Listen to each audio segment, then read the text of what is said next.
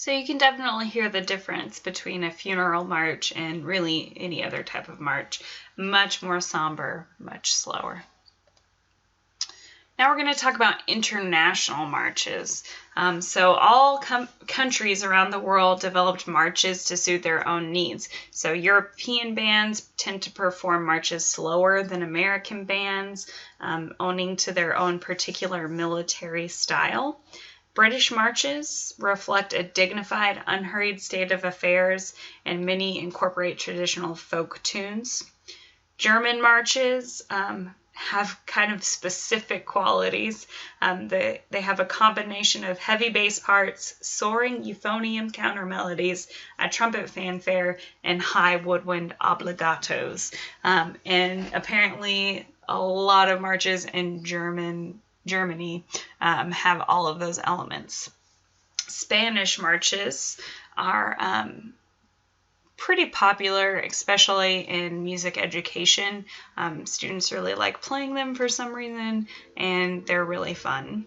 We'll get back to those in a second. Italian marches. Italy is mostly known for symphony marches, not military marches. The themes often occur in woodwind parts, and they offer opportunities for rubato playing, which means playing with the tempo, slowing it down, speeding it back up. So they're not as steady as we would think of a march being.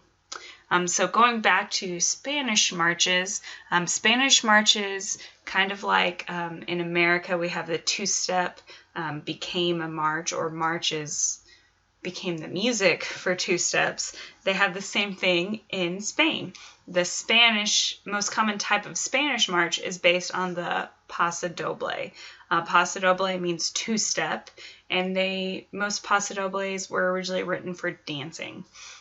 Spanish military bands adopted the paso doble into marches just by changing the drum parts. So they literally took the guitar melodies and added drum parts and created a new type of march.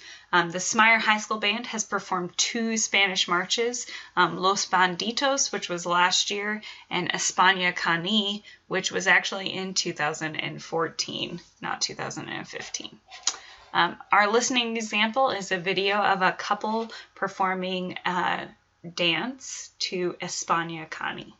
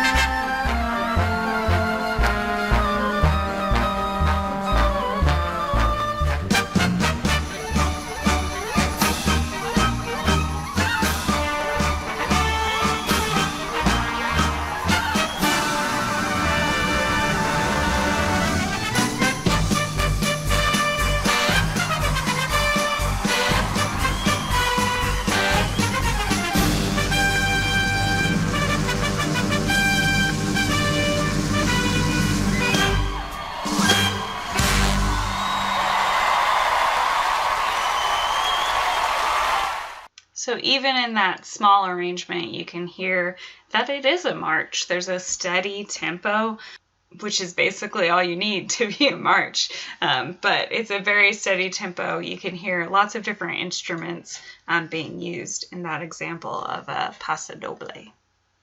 Now we're going to talk about the legacy of the march. So marches played an important role until the end of World War II, not just in military life, but also in civilian life.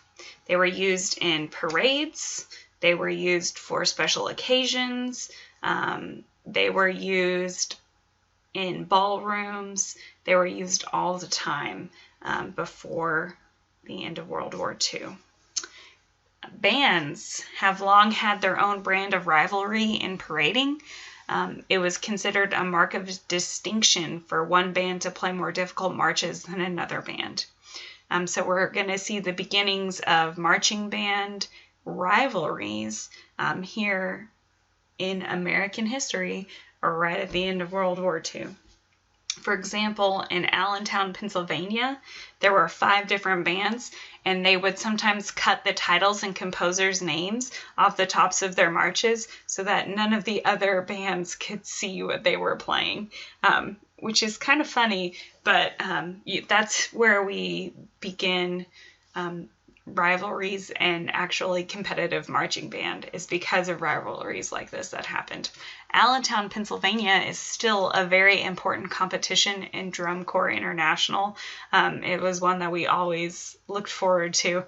So Allentown, Pennsylvania, man, they're a good band town.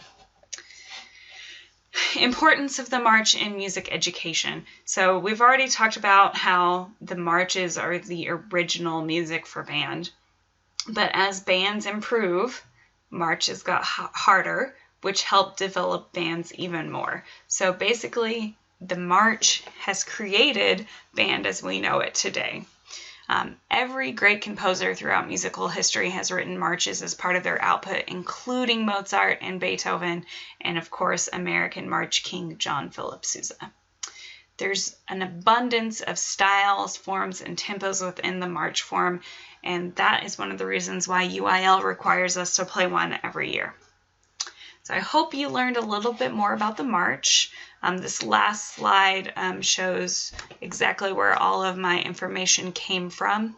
All of these marches that we listened to today are on the Smyer High School Band channel on YouTube in the History of the March playlist. So if you want to listen to the whole thing, you can go back and listen to that if you so choose. Anyway, I hope you enjoyed today's lecture, and that's the end.